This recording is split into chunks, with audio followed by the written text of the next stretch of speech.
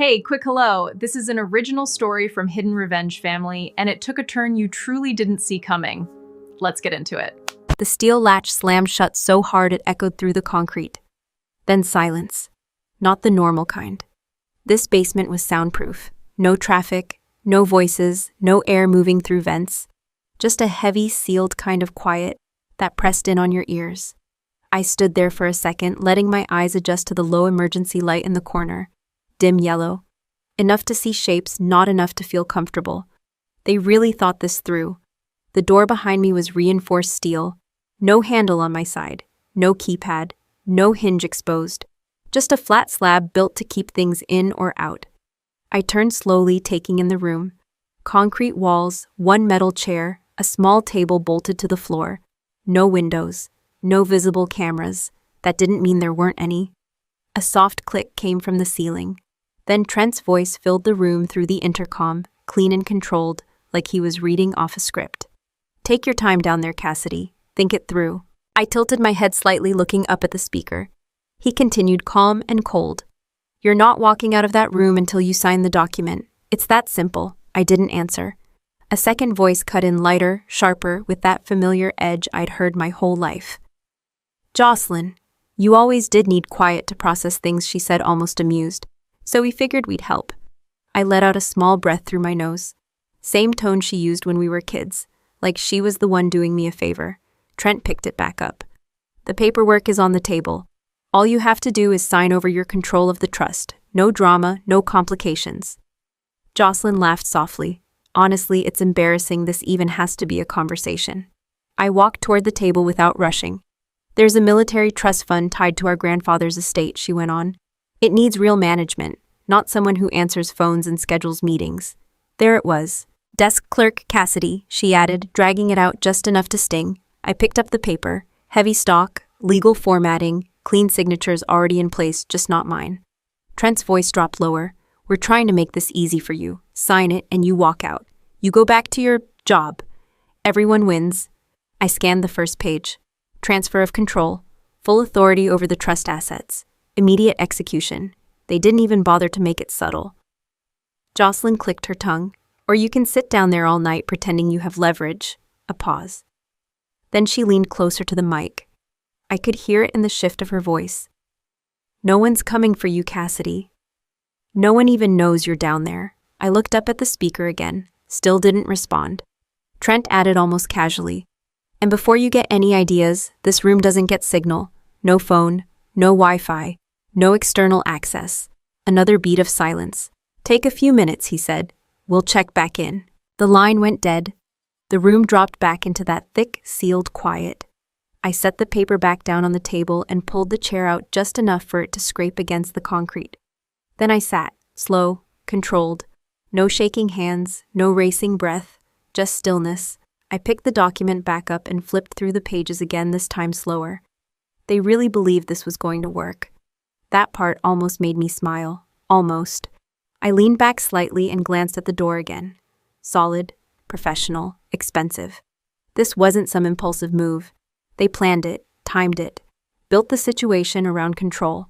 They just made one mistake. They assumed I didn't have any. I set the document down and rolled up my sleeve. The watch sat tight against my wrist. Matte black, no branding, no shine. Just a clean surface with a dead screen. To anyone else, it looked like a standard military-issue smartwatch. It wasn't. I tapped the side once. The screen lit up instantly. Minimal interface. No icons, no apps. Just a locked prompt. I entered the 4-digit code without hesitation. A soft vibration ran through the band. Then the screen shifted. Protocol 7 Alpha initiated T-500. I watched the timer start. 4:59, 4:58, good. I adjusted the chair, pulling it a little closer to the table, then leaned forward, with my elbows resting lightly on my knees. No rush, no panic, just timing. Upstairs, they were probably pouring drinks by now. Jocelyn would be pacing, checking her reflection and whatever glass surface she could find. Trent would be watching the clock, trying to act like he wasn't worried. They thought 5 minutes down here would break me. I exhaled slowly. They really didn't know me at all. The watch gave another subtle vibration as the system progressed.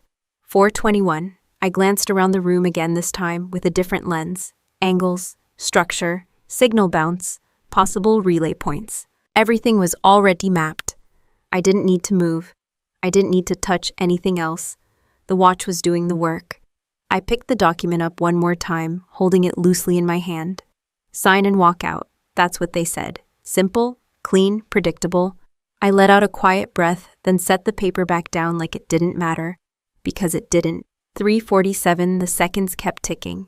No sound from the intercom. No footsteps above. Just silence and a countdown. I leaned back in the chair, one ankle resting over the other, and let my head tilt slightly toward the ceiling. They gave me 5 minutes. That was generous. 3:02, I smiled. Not wide, not dramatic. Just enough to feel it. If they had done their homework, they would have known one thing. You don't isolate someone whose entire job is control. 2:36, I tapped the side of the watch once more, not to activate anything new, just to confirm status. Still running, still clean, good. I rested my hands loosely together and let the timer continue. No pacing, no wasted movement. 1:58.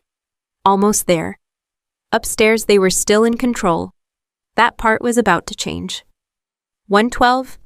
The room felt smaller now, not because of fear, but because the outcome was already decided. They just didn't know it yet. 0:45. I sat up a little straighter. 0:30. The faintest hum passed through the watch. Final phase. 0:10. I looked down at the screen. 0:05. Then I looked back up at the door. 0:03, 0:02, 0:01, 0:00. The timer disappeared. I let out a quiet breath and leaned back into the chair, completely at ease. Time's up, I said softly, just loud enough for the room to carry it. Then I smiled, because 5 minutes was all I needed. Tell me this, have you ever been the one person in the room everyone underestimated right before everything flipped? I leaned back in the chair and let the timer run as the memory snapped into place. 2 hours earlier, I was standing in a ballroom that smelled like polished wood, expensive whiskey, and ego. My father loved rooms like that. Crystal chandeliers, dress uniforms, medals catching the light from every angle, conversations that sounded important but never said anything real. I stood near the edge of the room with a glass of water I hadn't touched. No one noticed. That part wasn't new. Across the room, my father, General Vance, raised his glass high, pulling attention without even trying. "That's my daughter," he said, loud enough to carry across the entire floor. "Major Jocelyn Vance, the pride of the Pentagon." Applause followed. Of course it did. Jocelyn stood beside him in full uniform posture. Perfect smile, controlled. She knew exactly how to hold a room. She always had. Logistics command isn't glamorous, my father continued, pacing slowly, like he was delivering a speech he'd practiced. But it's the backbone of everything we do. And Jocelyn, she makes it look easy. More nods, more approval. I watched from where I stood. Not annoyed, not surprised, just observing. He didn't even glance in my direction, not once. Jocelyn tilted her head slightly, soaking it in. "Just doing my job, sir. Always professional, always polished." That was her brand. Trent stood just behind her, one hand casually in his pocket, the other holding a drink he didn't need. He wasn't military, but he fit in well enough. Tailored suit, confident posture, the kind of guy who knew how to stand close to power without earning it. Our eyes met for half a second. He gave me a small smile, not friendly, measured, like he was already planning something. I looked away first. No point playing that game in the middle of a crowd. The speech wrapped up and the room shifted back into smaller conversations. People laughed. Glasses clinked.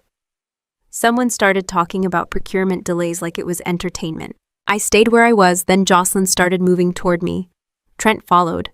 Of course. She didn't stop until she was standing just a little too close. "Enjoying yourself?" she asked, tilting her head. I took a small sip of water. "It's exactly what I expected." She smiled, but it didn't reach her eyes. "You should try talking to people.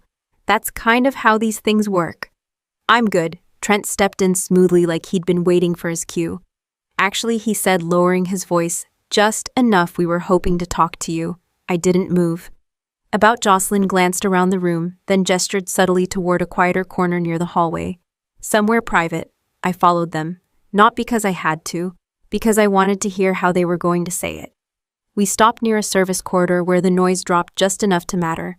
Trent pulled a folded document from inside his jacket and handed it to me, straight to the point. I unfolded it. Power of attorney, transfer of control. Same structure as the one sitting in front of me right now. Jocelyn crossed her arms. Grandfather's trust needs to be restructured. Quickly, Trent repeated. We've got an opportunity window. I skimmed the document once, then again, no hesitation. No, Jocelyn blinked once like she didn't hear me right. Excuse me, I said no. Trent's smile tightened just a little. You haven't even heard the plan. I don't need to. He took a step closer. This isn't personal, it's strategic. We're moving funds into a procurement channel, medical equipment, high demand, high return, for the military, Jocelyn added quickly. This is about supporting operations. I looked at her, then at him, then back at the paper. Medical equipment, I repeated. Trent nodded. Exactly. I let a small pause hang there, just long enough.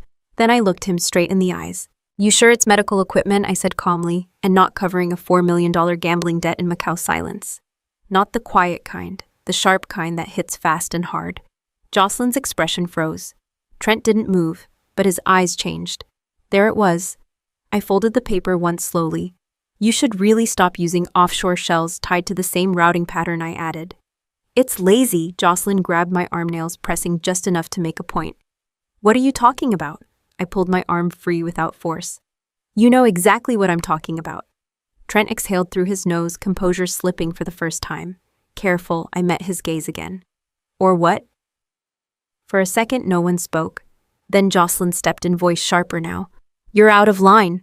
No, I said. You're out of options. That landed. I saw it in her shoulders, in the way she shifted her weight.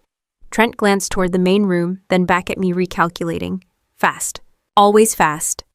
Then he smiled again. Different this time. Forced. Okay, he said lightly. Let's not make a scene. I'm not. Jocelyn leaned closer, lowering her voice. You're not thinking clearly. I almost laughed. I'm thinking very clearly. She looked at Trent. That was the moment, the shift, panic just under the surface. He nodded once. Decision made.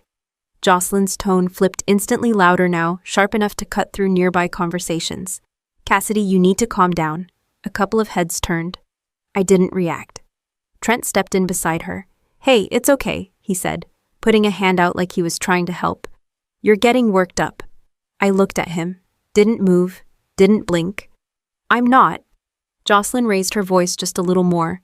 You're making accusations that don't make sense. More people were watching now. Good. Trent leaned in, lowering his voice again, but the tone had changed completely. We're trying to help you. No, I said quietly. You're trying to fix your mess.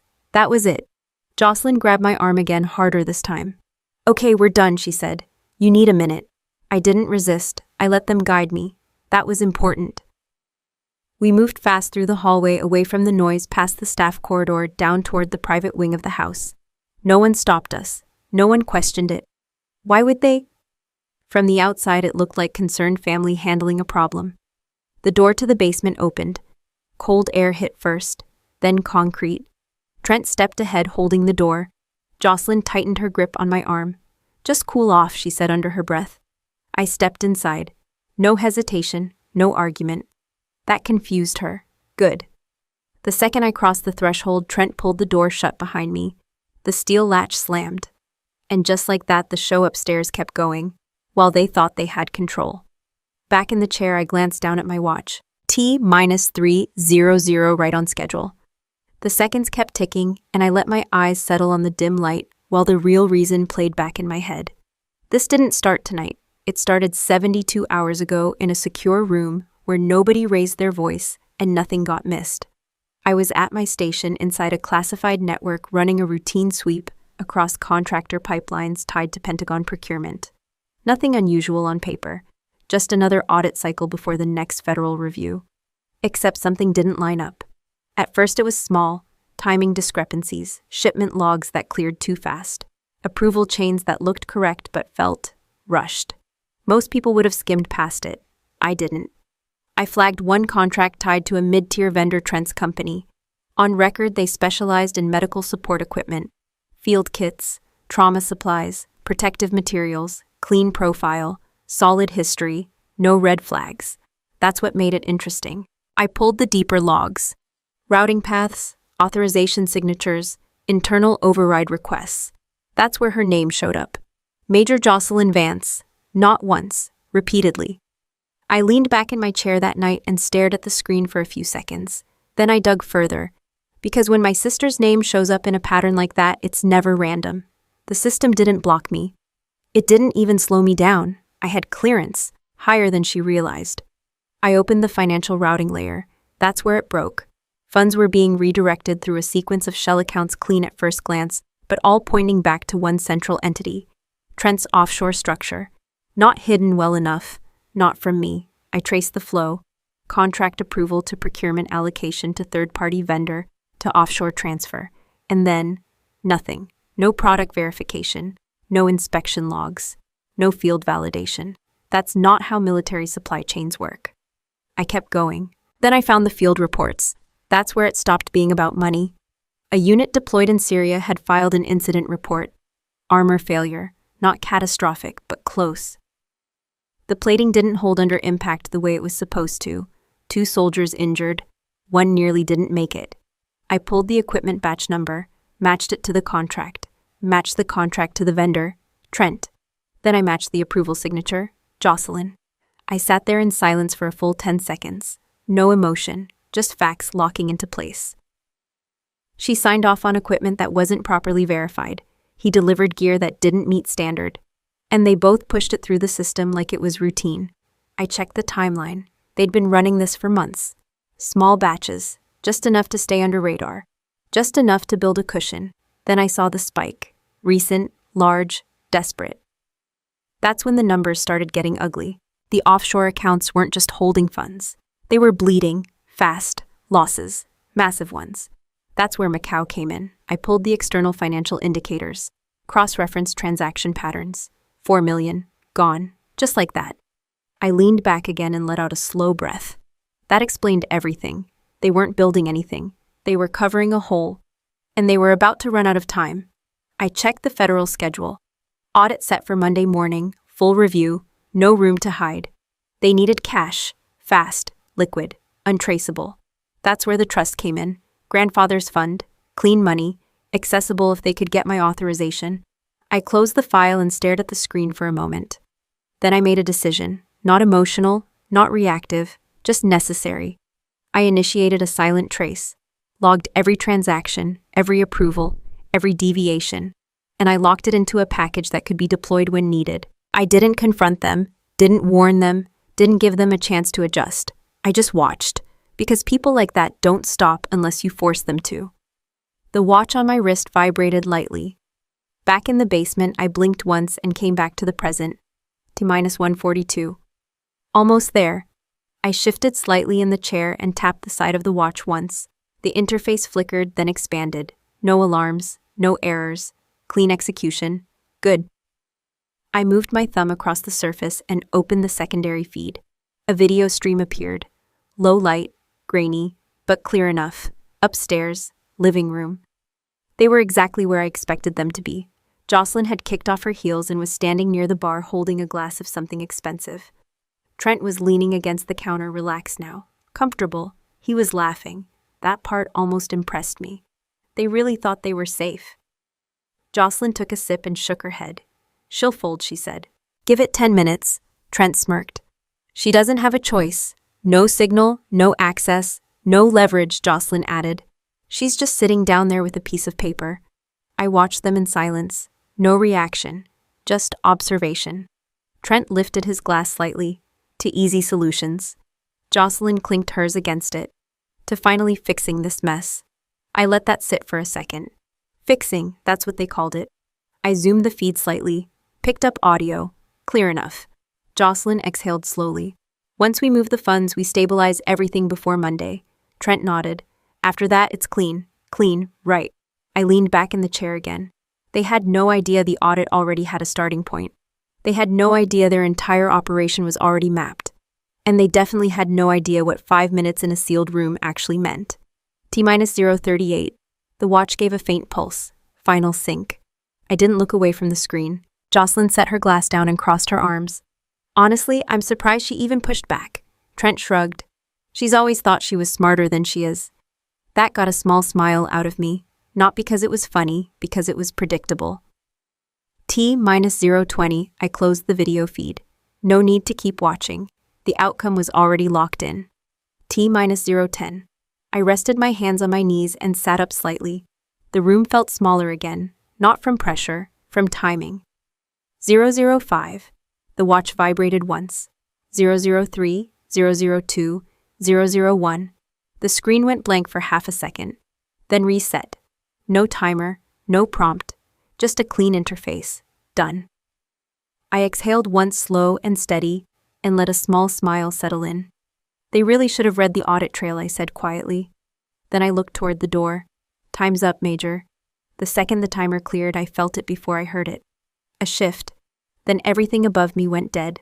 No music, no voices, no hum from the HVAC system. Total blackout, right on schedule. I stayed seated for half a second longer, letting the system finish its work. Then I stood. Upstairs, the jazz cut off mid-note. I knew that would throw them off more than anything else. People noticed silence faster than noise. A beat later, the emergency systems failed to kick in. Also intentional, no backup lighting, no automated alerts, no security response, because I had already rerouted all of it. I walked toward the door, calm, steady, like I wasn't locked in a reinforced basement 5 seconds ago. Above me, the first reaction hit. What the hell just happened? Jocelyn's voice sharp, confused. Footsteps, glass shifting on a surface. Then Trent lower tense now. Power outage. No, Jocelyn snapped. This place has redundancies. Good, she was starting to think. A second passed, then my father's voice cut through loud and commanding. Security. Nothing answered. That was the moment it started to sink in. Security report, he barked again. Still nothing. I stopped about 2 feet from the door and rested my hand lightly against the cold steel. Wait for it. Then it came. Low at first. Distant. A sound most people wouldn't recognize unless they'd heard it before. Rotor blades. Not loud, not obvious. Controlled. Precise. A Blackhawk doesn't announce itself. It arrives. Upstairs, the reaction was immediate. Trent. Do you hear that? Jocelyn didn't answer right away. She knew. My father definitely knew. That's not Trent started. It is my father cut him off. The pitch changed slightly as the aircraft adjusted position above the house. Close now. Very close. Then came the glass. A sharp, violent crack followed by the shatter of reinforced windows, giving way under pressure. Jocelyn screamed. Not controlled, not composed, real. What is happening? She shouted. Footsteps fast now, disorganized. My father again, louder, angrier. Get down. Everyone get down, too late. A second later, flash. Even through the sealed basement door, the light bled through the edges. Then the sound, a sharp concussive pop. Flashbang, not lethal, just enough to disorient. I closed my eyes for a fraction of a second out of habit, even though I couldn't see it directly. Upstairs, everything broke. Voices overlapping, furniture scraping. Someone hit the floor hard. Trent's voice panicked now. What the hell is this? Is this a raid? Jocelyn, breathless. No, this can't. Another sound cut through, the front door, not opening, breaking, a heavy impact. Then another, then the unmistakable crack of reinforced wood giving way under force. Boots, multiple, fast, disciplined.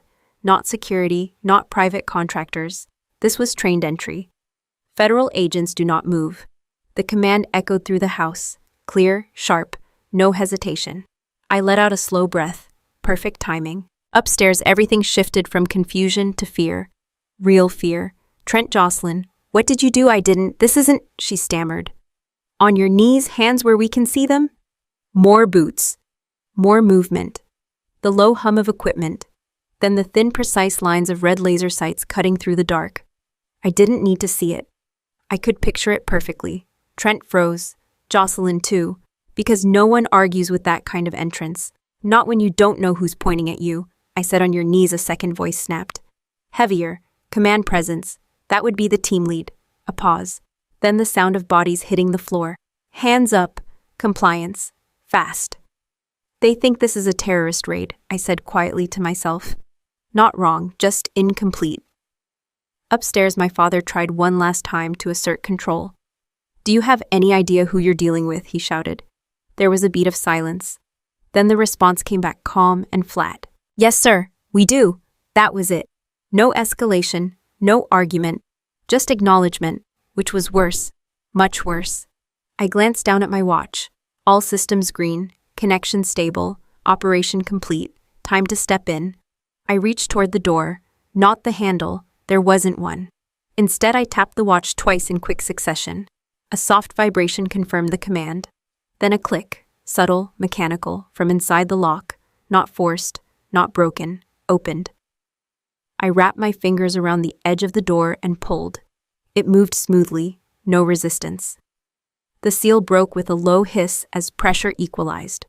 Fresh air slipped in, along with noise, voices, movement, control. I stepped forward. Up the short set of stairs, one step at a time, no rush, no hesitation. At the top, the scene opened up exactly how I expected. Dark room, broken glass across the floor, furniture pushed out of place. Red laser lines cutting through the space like a grid. Jocelyn on her knees, Trent beside her, hands up, shaking, actually shaking. My father standing a few feet away, rigid, trying to process something he couldn't control. And around them, CID, full tactical gear, weapons up, disciplined spacing, every angle covered, no chaos, just precision. One of the operators turned slightly as I stepped into view. The beam of a weapon light shifted, locked on to me for half a second, then paused. Recognition, immediate. I didn't say anything, didn't need to. Behind me, the basement door stayed open, unlocked, because it was never really a prison, not for me. And in that moment, standing there, while they were all on their knees, I realized something simple. They didn't trap me. They just gave me a controlled environment to finish the job. I stepped fully into the light, and the first thing that hit me was the silence. Not the empty kind from the basement. The controlled kind. Weapons steady, boots planted. Everyone waiting for the next command. A beam of tactical light snapped toward the basement door behind me, then locked onto me again as I moved forward. Upstairs, Jocelyn finally saw it. Or rather, saw me. "Wait," she choked out, then suddenly raised her voice sharp and desperate. "She's down there, my sister. She's trapped in the basement." I didn't stop walking. Her voice climbed higher. "You need to help her. She's been locked in." A couple of the operators didn't even glance at her. They were watching me. That told me everything.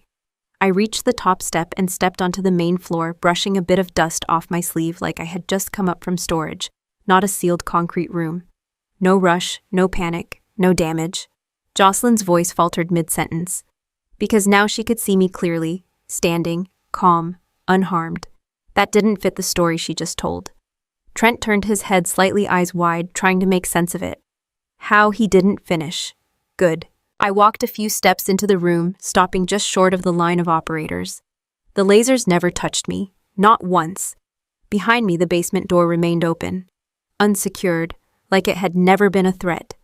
My father moved first. Of course he did. "Cassidy," he snapped, striding toward me like he could still control this situation by volume alone. He reached for my arm. Didn't get far. One of the operators shifted, instantly blocking him with a solid step forward. "Sir, stay where you are." My father's expression darkened. "Do you have any idea who you're speaking to?" He tried to push past. Bad idea. The operator didn't raise his weapon, didn't escalate. He just stopped him, firm, immovable. My father's voice rose. "I am General Vance. You do not enter my home, detain my family, and point weapons without authorization." No one reacted. Not the way he expected.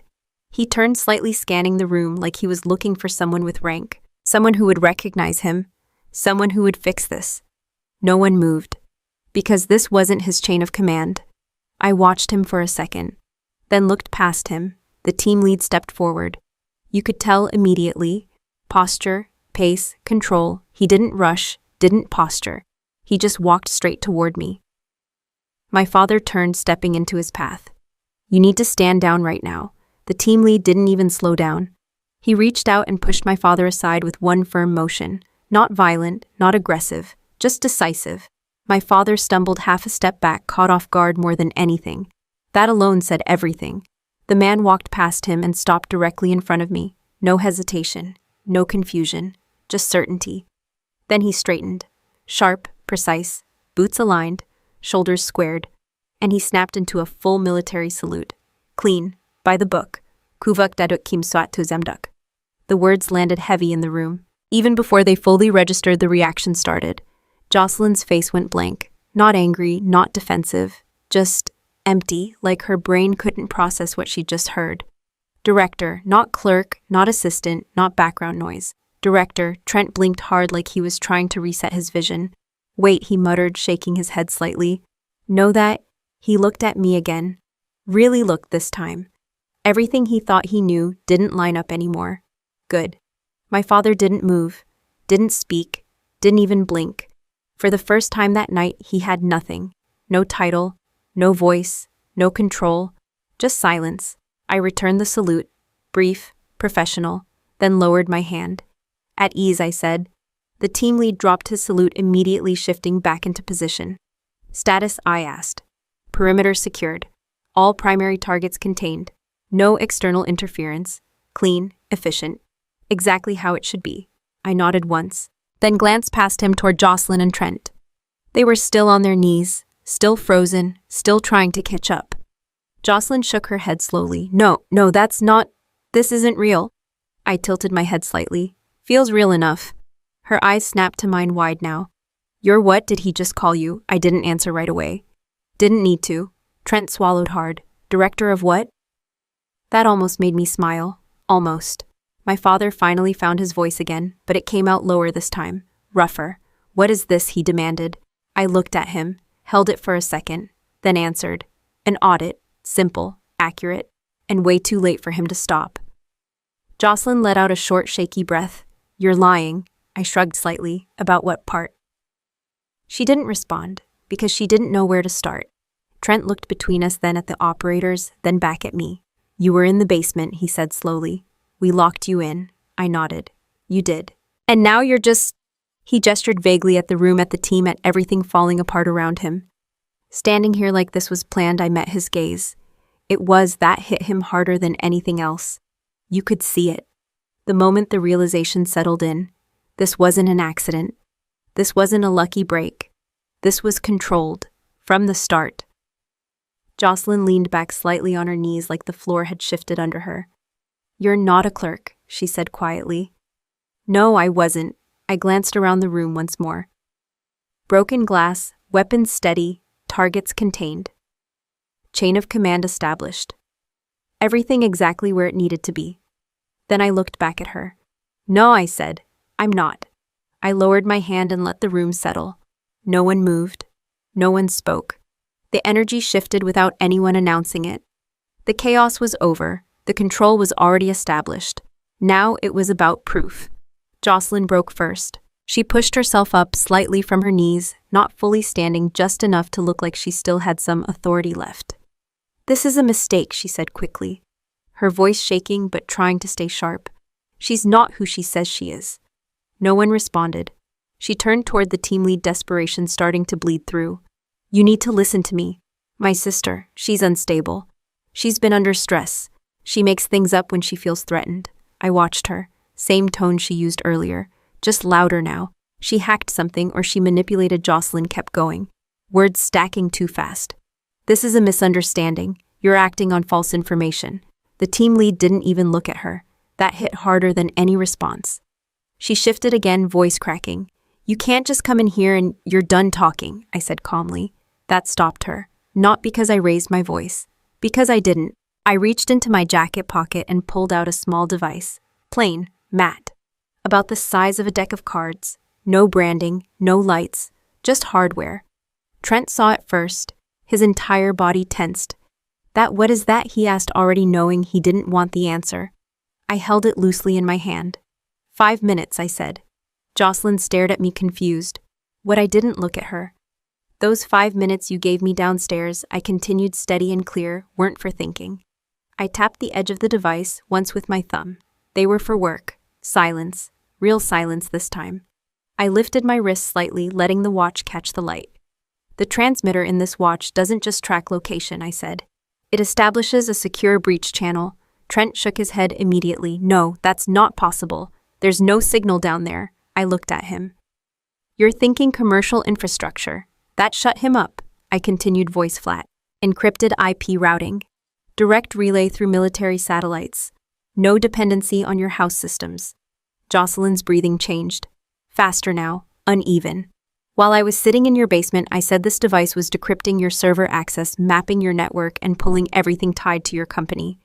Trent took a step back on his knees like distance would help. No, he said again, but quieter. No, you didn't. I met his eyes. I did. I walked over to the glass table in the center of the room, the same one they were standing near earlier, the same one they thought they controlled. I placed the device down gently. Then I reached for a folder one of the agents handed me. Thick, heavy. I didn't rush. I just set it down on the table and slid it forward. The sound of paper against glass cut through the room. That, I said, is your last 72 hours. Trent didn't move. Jocelyn didn't breathe. I opened the folder, pages of financial logs, transaction records, contract approvals, every piece clean, organized, undeniable. I tapped one page.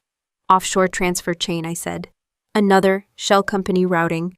Another, unauthorized contract approvals under your authorization major. Jocelyn flinched, not visibly to everyone, but I saw it. I flipped another page and turned it slightly so my father could see. Armor batch failure report. Syria. That one landed. Hard. My father stepped forward without realizing it. His eyes locked onto the document. He read just enough, then stopped. Didn't say anything. Didn't need to. I closed the folder halfway and rested my hand on top of it. This is the part where you say it's fabricated, I said calmly. Jocelyn shook her head immediately. It is fabricated. It has to be. You can't just... I tapped the device again. A soft click. Then audio filled the room. Clear, unfiltered.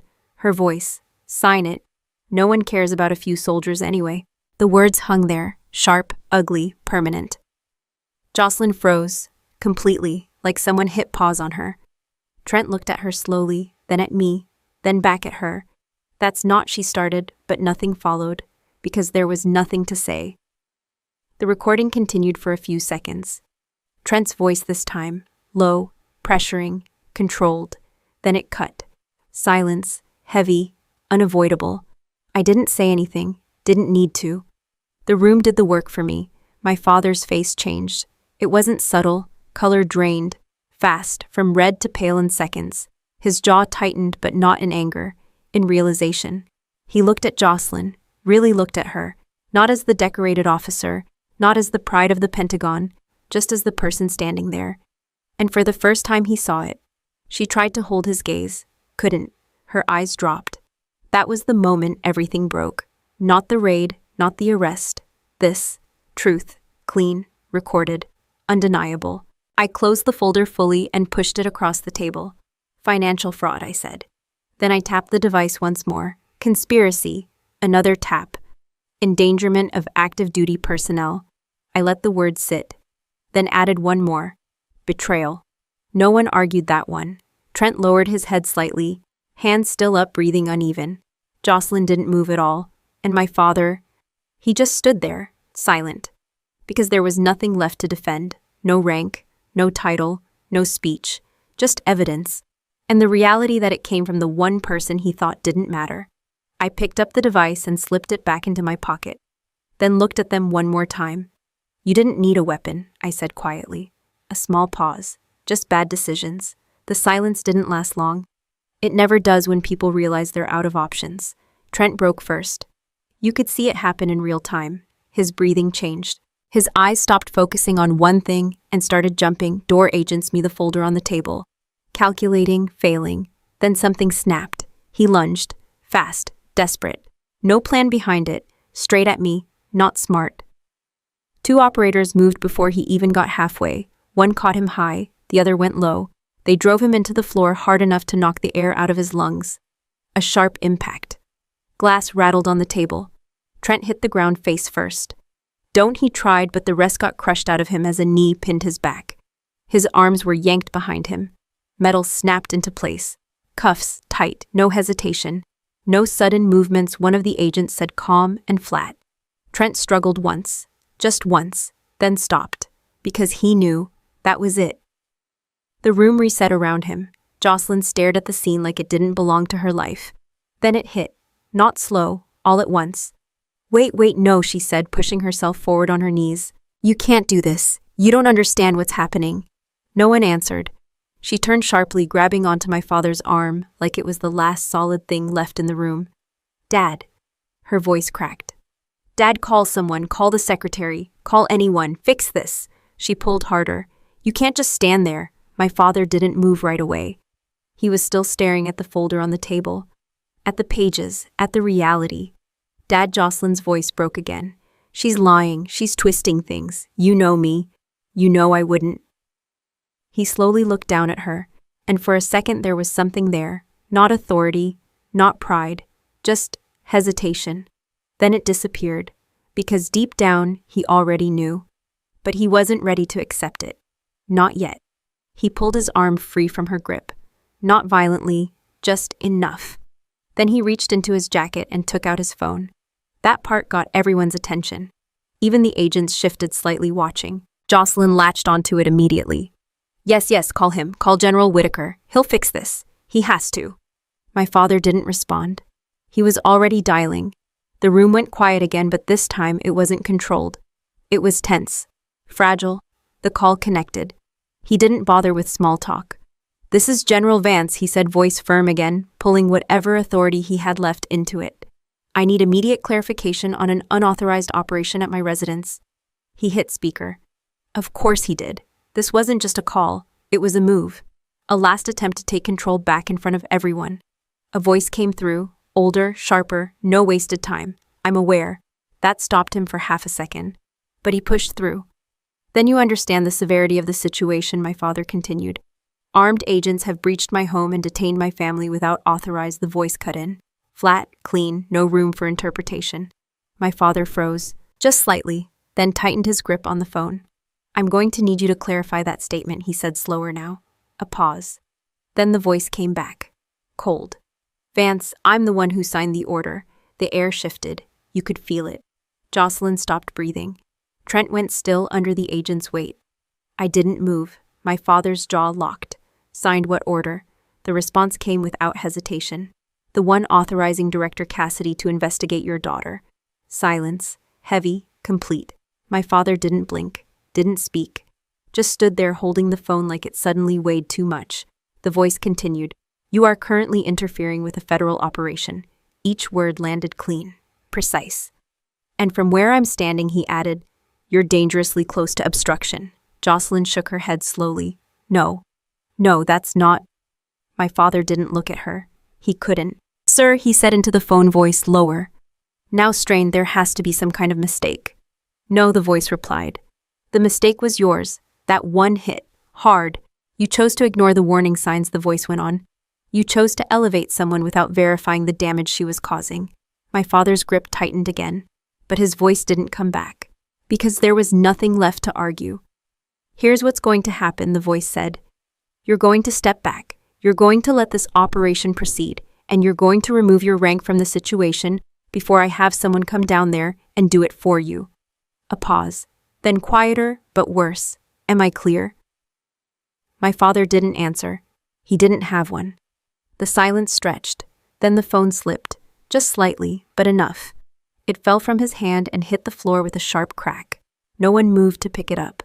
The call was still active. The voice on the other end waited. Then disconnected. Clean, final. My father stood there staring at nothing. For the first time in my life, I saw him without control. No commands, no authority, no next move. Just exposed. Jocelyn slowly let go of him. Her hands dropped into her lap. Her shoulders sank. Trent didn't even try to move anymore. And the room belonged to me now. I looked at all three of them, then at the agents, then back at them.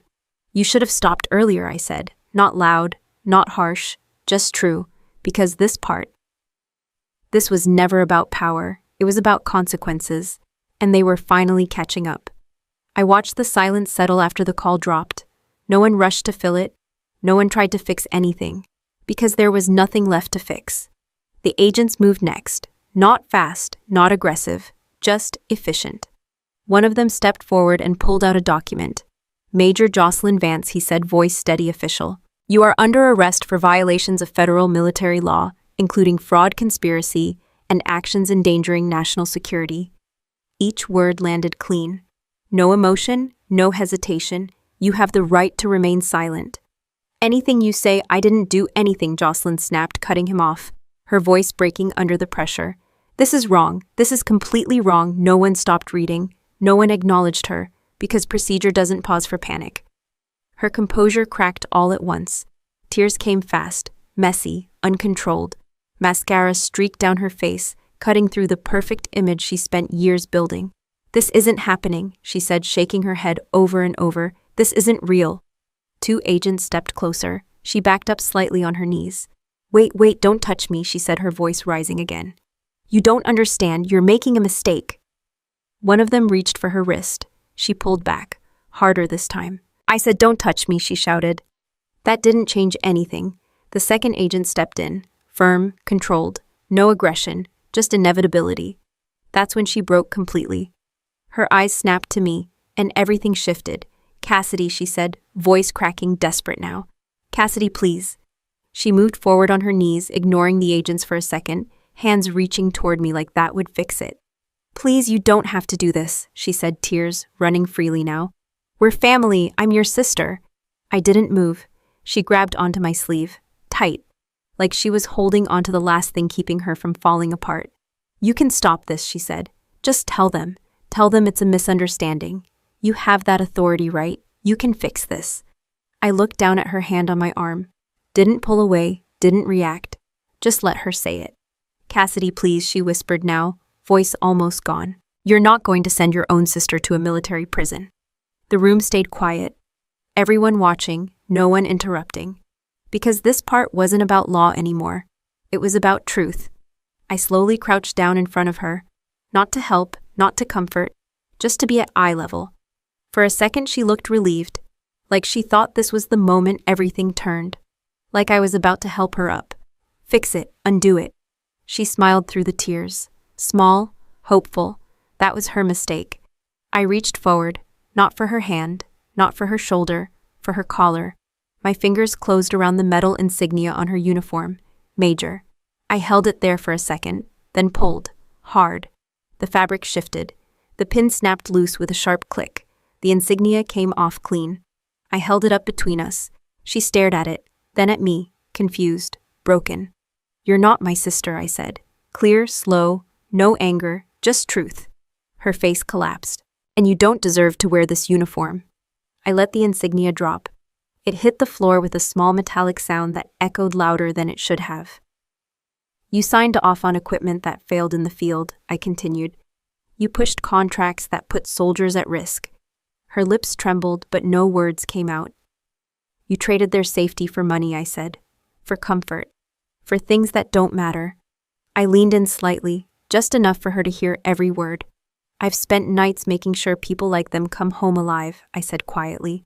And you turned that into a transaction. Tears streamed down her face. She shook her head weakly. I didn't. You did. No hesitation. No softness. You don't get to rewrite it now. I straightened up slowly. The agent stepped in again. This time she didn't resist, didn't pull away, didn't fight. Her hands were brought behind her back. Cuffs clicked into place. Final. She let out a small broken sound. Not loud. Not dramatic, just empty. Trent didn't look at her. He kept his eyes on the floor, because he knew.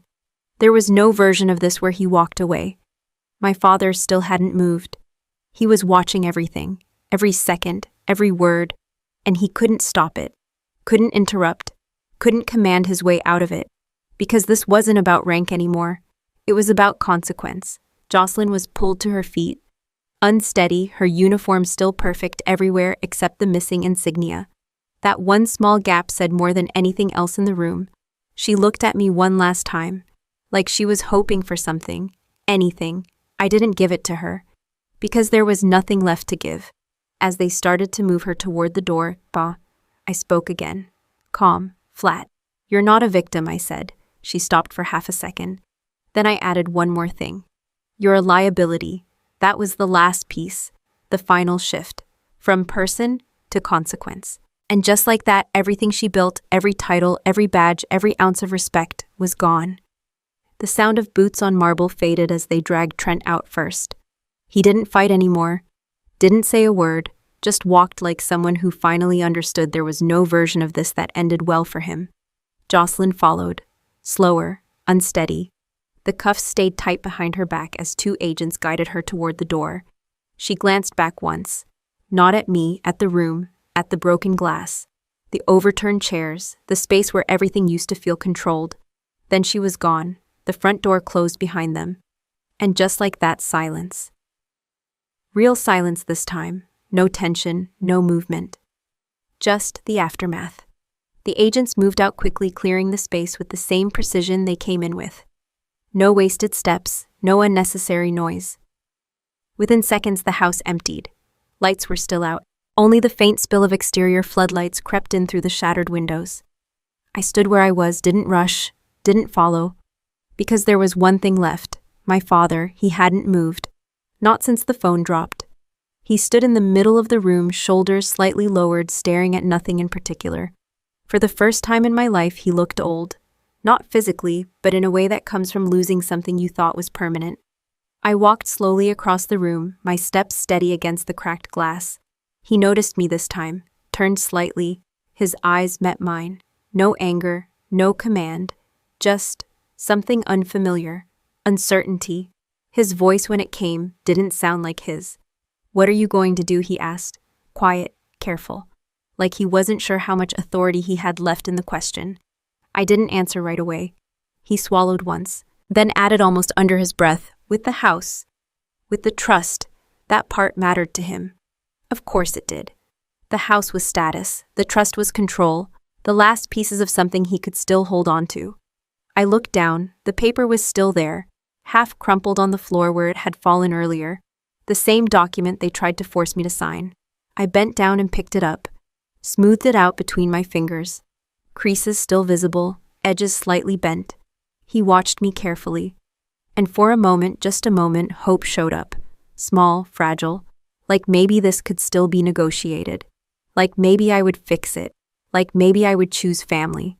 I looked at the paper, then at him, then back at the paper again, and I smiled, not cold, not angry, just clear. Then I tore it in half. The sound was sharp in the quiet room, clean, final. His expression dropped immediately, not shock, not anger, just understanding. I let the two pieces fall. "They don't need your signature anymore," I said calmly. His brow tightened slightly. "What does that mean?" I met his eyes. "It means you're late." That landed. He straightened, a little instinct kicking in. "Explain." So I did. "I froze the trust last week," I said. "Full audit lock, no withdrawals, no transfers." He stared at me, processing, slow, then faster. "And where is it now?" he asked. "Reallocated." A pause. Then I added veteran support fund, direct pipeline, clean oversight. That hit harder than anything else tonight, because it wasn't just control, it was permanent. "You moved it?" he asked, voice tightening. "Yes." Without consulting me, I held his gaze. "You weren't part of the chain." Silence again. He looked around the room slowly, at the damage, at the emptiness, at everything that used to mean something. "And the house?" he asked. That one came out quieter. I glanced toward the shattered window, the lights outside, the vehicles, the end of something. "Asset forfeiture team arrives in the morning," I said. "Property gets sealed, evaluated, liquidated for restitution." He didn't react right away, just stood there, then finally a small exhale, like something inside him gave up. "This was our home," he said. I tilted my head slightly. "No," I said. "It was a cover." He didn't argue, because he couldn't, not anymore. I took a step back, then another, putting distance between us. He watched me, still trying to find something, some version of control, some version of authority, anything. "You always said I was useless," I said. My voice stayed level. No anger, no bitterness, just fact. He didn't respond, didn't deny it. So I continued. "You said I didn't contribute, that I didn't matter." I paused, then gave him the truth. "You were right." That got his attention. His eyes snapped back to mine, confused, for a second. Then I finished it. There's nothing left here that needs me. That was the difference, not weakness, absence. I turned and walked toward the door. No one stopped me. No one followed. Outside, the night air felt different, cleaner. The black SUV waited at the curb, engine running. Standard issue, no markings. I didn't look back right away. I stepped down the front path, past the broken glass, past the lights, past everything that used to define that house. Then I stopped for half a second, turned just enough to see him, still standing there, in the doorway, alone, no rank, no family, no control. Just a man in a dark house with nothing left to hold. I got into the SUV, the door shut with a solid, quiet click. And as the vehicle pulled away, I didn't look back again, because some endings don't need closure, they just need distance. Before I go, tell me this: if you were in my place, would you have walked away the same way? Or would you have given them one more chance? And if stories like this hit close to home, make sure you're here for the next one. The city lights slid across the window as the SUV moved, and for the first time that night, everything was quiet. No shouting, no commands. No one trying to prove anything, just me. And the aftermath. People think power is loud. It's not. If you watched everything that happened tonight, and all you saw was the raid, the arrest, the moment things fell apart, you missed the point. Because none of that was power. That was the result. Power happened long before that. It happened when I didn't react. It happened when I didn't argue. It happened when I let them believe I was exactly who they thought I was. Most people don't understand that. They think if someone disrespects you, you have to respond immediately. You have to correct them. You have to show them who you are. I didn't. Not because I couldn't, because I didn't need to. There's a difference. Jocelyn needed attention. She needed validation. She needed the room to agree with her. That's why she stood under those lights wearing her rank like it was her identity. Trent needed control. That's why he talked like everything was already decided. And my father, he needed authority. That's why he raised his voice every time something slipped out of his hands. They all had one thing in common. They needed people to see their power. I didn't. Because real power doesn't ask for attention. It controls outcomes. That's it. You don't need to win every conversation. You don't need to prove your worth in every room. You don't even need people to like you. You just need to understand where things are going and decide how they end. That's what I did.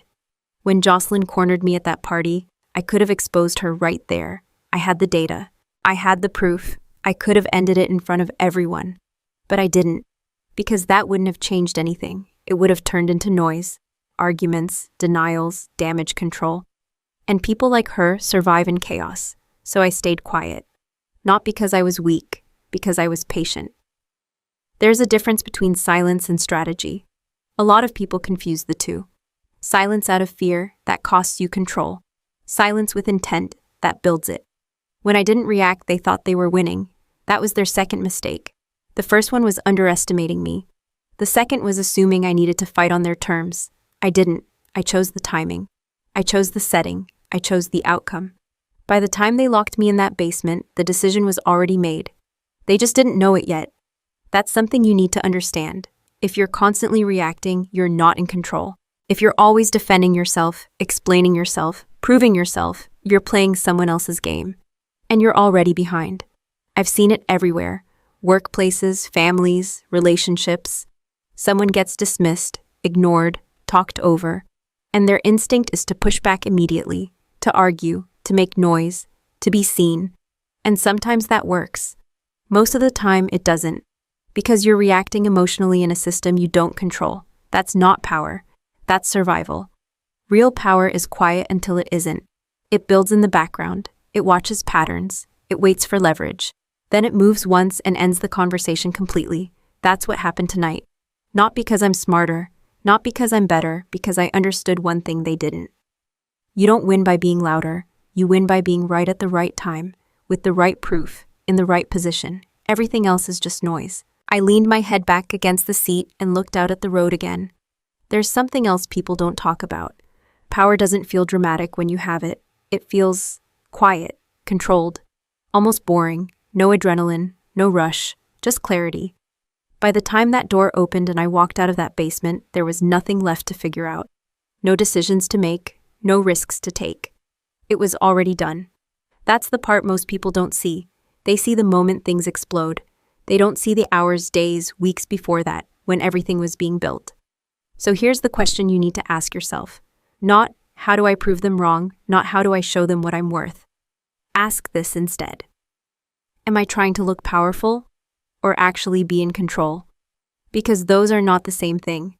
If you're chasing recognition, you'll always depend on other people.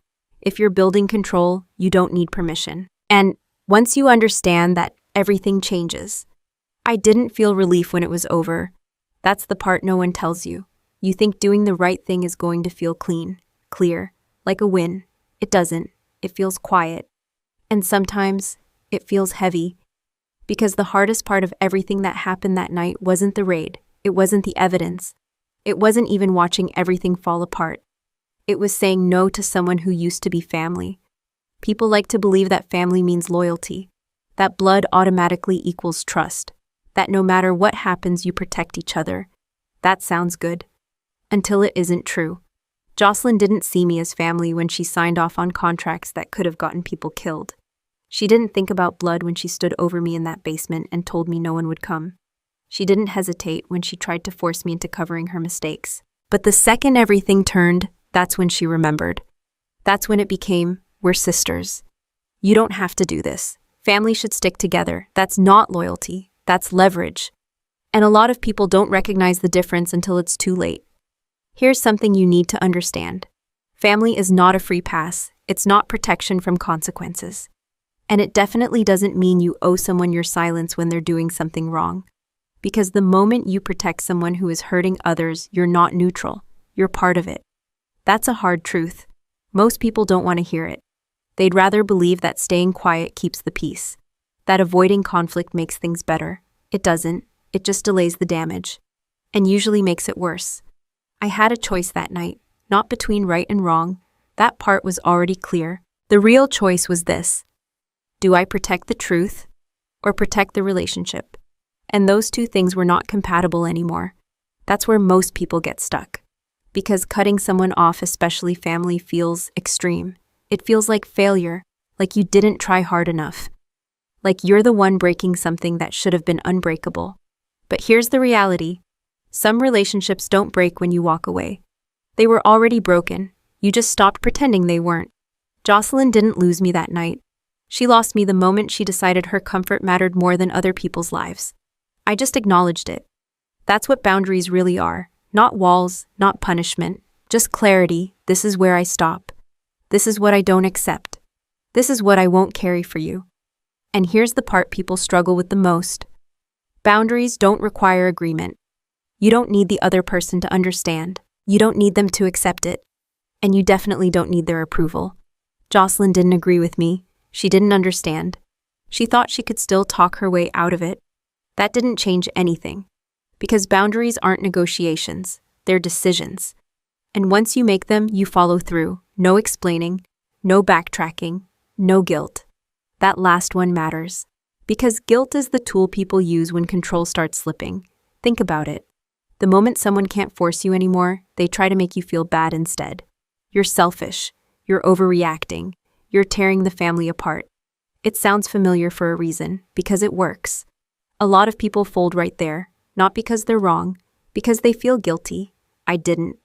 Not because I'm cold, because I knew exactly what was real and what wasn't. That guilt, it wasn't mine. It belonged to her. She just didn't want to carry it alone, so she tried to hand it to me. I didn't take it. And that's something you need to learn.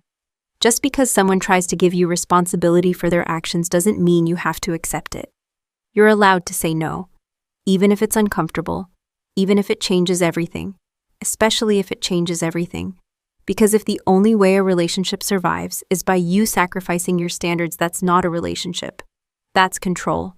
I've seen people stay in situations like that for years. Family members who manipulate, who take advantage, who cross lines over and over again. And every time the same excuse shows up, that's just how they are. No, that's what you've been tolerating. There's a difference. And the moment you stop tolerating it, things change. Not always in a way that feels good, but in a way that's real. I looked out the window again, watching the city move past. There's no clean version of what I did. No version where everyone understands. No version where it all works out. But there is one thing I know for sure. I didn't betray my values to protect someone else's mistakes. And that matters more than keeping a relationship that only existed when I stayed quiet. So here's what I want you to think about. Not what you would have done in my position, but what you're tolerating in your own life right now. Who are you protecting? That wouldn't protect you. Where are you staying silent? Just to keep things comfortable. And the real question, if someone only respects you when you go along with them, is that really family? Didn't feel like I won. That's the truth. The SUV kept moving, the city fading behind me, and everything that just happened. It didn't feel like a victory. It felt like a decision, a final one. People think justice comes with closure. It doesn't. It comes with cost. And nobody talks about that part. They see the ending, the arrest, the exposure, the moment everything falls into place. And they assume that's where it all gets better. But that's not where it gets better. That's where it gets quiet. Because when everything is done, when there's no more action left, no more decisions to make, you're left with what it cost you. I did the right thing. I know that. There's no doubt in my mind. I stopped something that would have hurt more people. I exposed something that needed to be exposed. I protected lives that mattered more than reputation. That part is clear. But clarity doesn't cancel consequence. I didn't just shut down an operation. I ended a family. There's no clean way to say that. No version where that sounds acceptable. But it's real. And if you've ever had to make a decision like that, where doing the right thing means losing something important, then you already understand this part. Doing the right thing doesn't always feel right. Sometimes it feels like loss. Because it is, I leaned my head slightly against the window, watching the reflection shift as we passed through another set of lights. People like to believe that if something is broken, it can be fixed.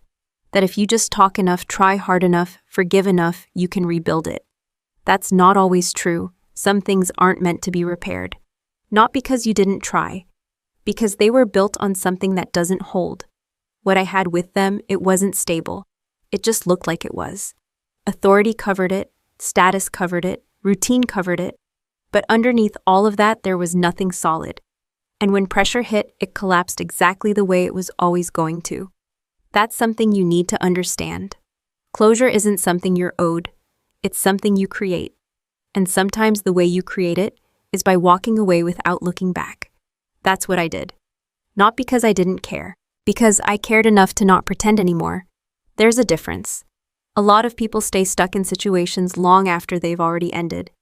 They wait for an apology, for acknowledgement, for some kind of moment where everything makes sense again. Sometimes that moment never comes. And waiting for it just keeps you tied to something that's already over. I didn't wait. I made the decision, and I moved. That's the part people struggle with. Moving forward without resolution, without everyone agreeing, without everything feeling complete. But here's the truth. You don't need everyone to understand your decision for it to be the right one. You don't need approval to move on. And you don't need to go back just because something used to matter. What matters is what's real now, not what it used to be. I thought about that as the car slowed slightly, turning onto a quieter road. The city noise faded. Everything felt more distant. There's another part to this people don't talk about. After something like that, you don't go back to who you were before. You can't. That version of you existed in a different reality, with different assumptions, different trust, different expectations. And once those are gone, you don't rebuild the same life. You build a different one.